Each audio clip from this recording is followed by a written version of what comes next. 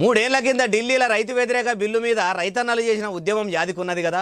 అప్పుడు అన్నదాతలను ఆపేదందుకు భారీ బందోబస్తును పెట్టి బీజేపీ సర్కారు బాగానే బాధలు పెట్టి అట్లనే ఇప్పుడు కూడా రైతన్నలు దేశ రాజధానిలా ధర్నాకు తయారవుతున్నారట. మరి ఇప్పుడు సర్కారు ఏం చేస్తున్నది, ఏం కథ అంటే అంతా చెప్తా పారి. మేమేసిన పంటలకు కనీస ధర ఇప్పియాలని ఇండియా మొత్తం మీద ఎప్పటి సందో రైతన్నలు నెత్తిల నోరు పెట్టుకొని మొత్తుకుంటుంటే ఎన్ని దినాలని ఎదురు చూడమంటారని ఏం తక్కువ 200 రైతు సంఘాలు ఢిల్లీ చెలో పేరంటం పెట్టుకురు. ఆ ముచ్చట తెలిసిన సెంట్రల్ సర్కారు సడాకుల మీద ఏడబడితే ఆడ సీమదూర సందు లేకుండా పెద్ద పెద్ద ముండ్ల కంచెలు కట్టిర్రు.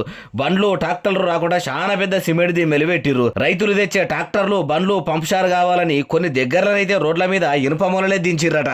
కానీ చూడుండ్రి, జై జవాన్ జై కిసాన్ అని చెప్పుకునే బీజేపీ సర్కారు అన్నదాతల అవసరాలు తీర్చమంటే తీర్చకుండా అడ్డమైన చట్టాలు తెచ్చి ఇట్లా ఆగం చేసుడు ఏందో అంటుర్రు.